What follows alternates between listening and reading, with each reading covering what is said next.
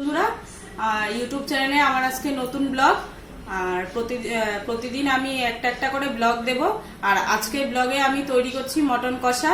সেই মটন কষাটা তোমরা দেখে নাও, আমি কি কি দিয়ে তৈরি করছি আর এর মধ্যে কি কি দিতে হবে আর সবকিছু একটু দেখে নাও। এখানে নিয়েছি নুন, নিয়েছি জিরের গুঁড়ো, নিয়েছি হলুদ, নিয়েছি চিনি, আর এখানে নিলাম পেঁয়াজ আর টমেটো বাটা। এখানে নিয়েছি লঙ্কা আর টমেটো বাটা। এখানে নিয়েছি পেঁয়াজ বাটা। এখানে নিজের হাতে ঘরে তৈরি করা একটা মশলা নিয়েছি। এখানে নিয়েছি আদা রসুন পেস্ট, নিয়েছি গোটা গরম মশলা, নিয়েছি দুটো তেজপাতা আর হলো দুটো শুকনো লঙ্কা। আর আগে থেকে আমি একটু সিদ্ধ করে রেখেছি মটনটাকে, কারণ আমি এর মধ্যে পেঁপে দেব না, কারণ পেঁপেতে অনেক কিছু সমস্যা হয়, তাই পেঁপে দিচ্ছি না। আর এখানে আলাদা করে রেখেছি, এখানে হলো মটনটা আর এখানে হলো সিদ্ধ করার যে জলটা।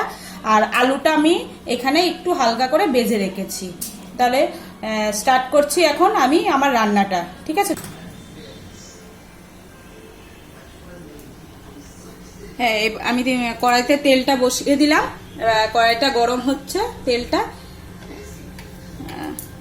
হ্যাঁ গরম হয়ে গেছে। এবার আমি এর মধ্যে দিয়ে দেব গোটা গরম মশলা, তেজপাতা আর শুকনো লঙ্কা।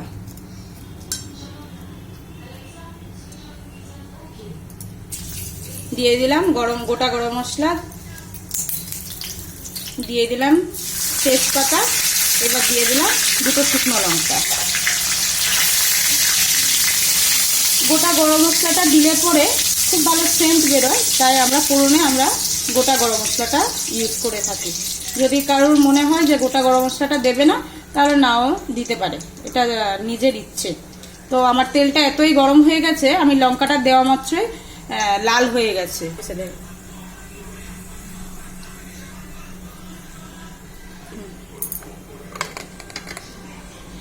এবার আমি দিয়ে দিচ্ছি পেঁয়াজ বাটা।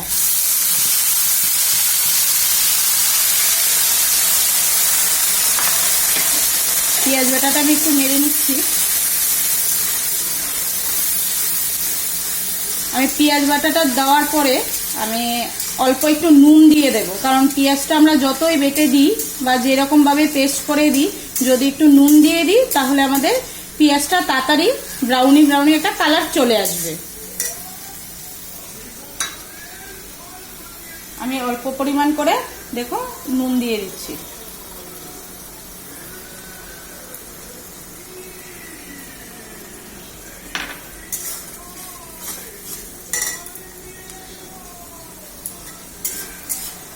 যখন নুন দিয়ে দেবে তার সাথে একটু উনুনের আঁচটা একটু বাড়িয়ে দেবে।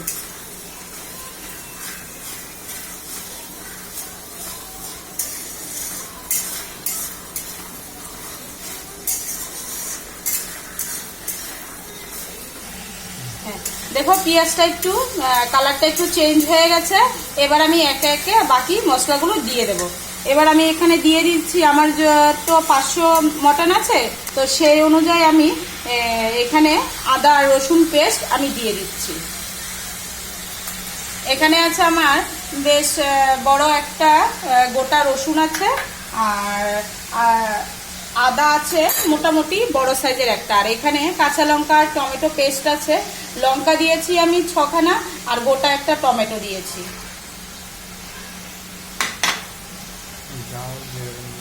হ্যাঁ, যার যেরকম অনুযায়ী মটন বা চিকেন যেটাই থাকবে, তোমরা সেই রকম করে মশলাটা ব্যবহার করবে।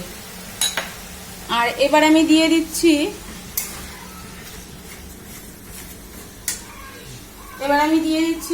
জিরের গুঁড়ো, কারণ একসাথে এটাকে কষাবো। আমি 3 চামচ জিরের গুঁড়ো দিলাম,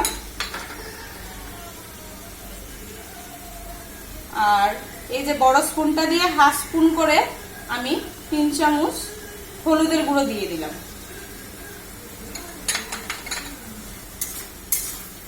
এবার আমি একটু ভালো করে নাড়িয়ে মশলাটাকে এটার মধ্যে লাগাবো। এবার আমি মশলাটা কষানোর জন্য একটা ঢাকনা দিয়ে আমি কিছুক্ষণ সময়ের জন্য ডেকে দিলাম।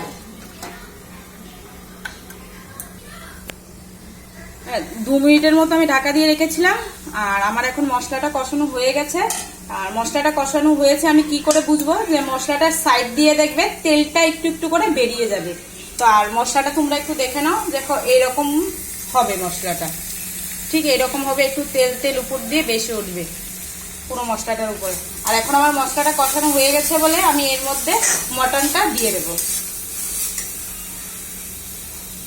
এরকম মাটনটা দিয়ে দিচ্ছি।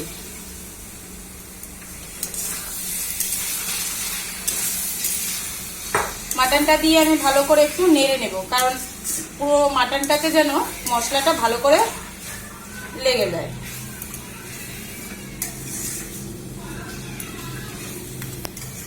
এবার আমি মাটনটা দেওয়ার পর আমি এখন ঢাকা দিয়ে দেব। ঢাকা দিয়ে কিছুক্ষণ সময় রেখে দেবো, যেন মাটনটার সমেত মশলাটা মানে আরেকটু ভালো করে কষে যায়। আর এটা ঢাকাটা দেওয়ার আরেকটা কারণ আছে, সেটা হলো মাটনের ভিতরে মশলাগুলো ভালো করে ঢুকবে, তাই আমরা একটু ঢেকে রাখবো। এখন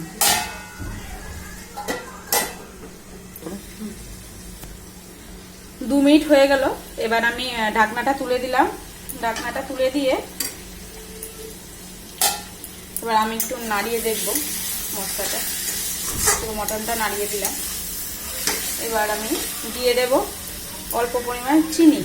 এবার চিনিটা যারা ভালো লাগে ওরা দেবে, আর যাদের ভালো না লাগে ওরা দেবে না, এটা যার যার চয়েস মতো। আর আমি ঘরে যে মশলাটা তৈরি করে রেখেছিলাম সেই মশলাটা একটু আমি দিয়ে দেবো। আর যদি কারোর এই মশলাটা রেসিপিটা প্রয়োজন হয় আমাকে আমার এই ব্লগে কমেন্টে জানিয়ে দিলে আমি এটা রেসিপিটা দিয়ে দেব। এবার আমি আবার একটু নাড়িয়ে দিচ্ছি।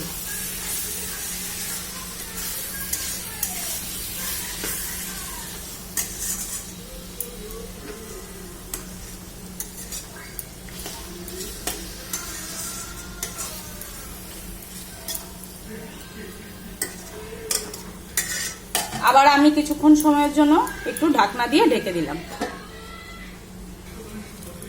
1 মিনিটের মতো আমি ঢাকা দিয়ে রেখেছি। এবার আমি ঢাকনাটা তুলে নিলাম, তুলে আমি একটু নাড়িয়ে দিচ্ছি। নাড়িয়ে এবার আমি যে আলুটা আগে বলেছিলাম যে আমি ভেজে রেখেছি মটনে দেওয়ার জন্য, সে আলুটা আমি দিয়ে দেব। এই দেখুন আলুটা দিয়ে দিচ্ছি। আর আলুটা বলতে পারেন যে এত বেশি, আমরা আলু খাই বলে আমরা আলুটা একটু বেশিই দিলাম।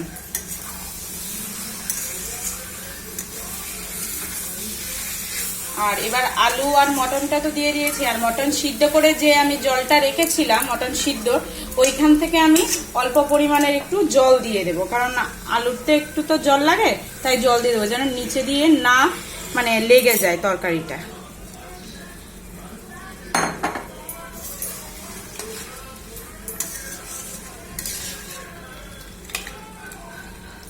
হ্যাঁ, আবারও আমি একটু ঢাকনা দিয়ে ঢেকে রাখবো।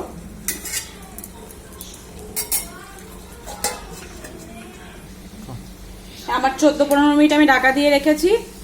আর এবার দেখতে পাচ্ছ ঢাকনাটা তোলার পর পুরো সাইড দিয়ে তেল তেল বেরিয়ে গেছে, এর মানে আমার মটনটা পুরোদমে হয়ে গেছে। এবার আমি একটু ভালো করে নাড়িয়ে নেব।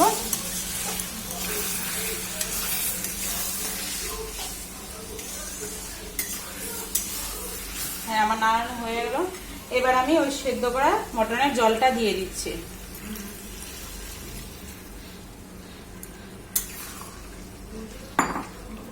কারণ আমি তো কষা করব, মটন কারি হবে, তাই আমি বেশি পরিমাণ জলটা দেব না। আর এই এতটুকু জল আমার বেঁচে ছিল ইয়েটা। এবার আমার মটনটা রেডি হয়ে গেছে, আমি একটু জল দিয়ে দিলাম মটনে। এবার একটুখানি জলটা ফুটে দেওয়ার পরেই আমি গরম মশলা দিয়ে দেব, দিয়ে আমি নামিয়ে ফেলবো।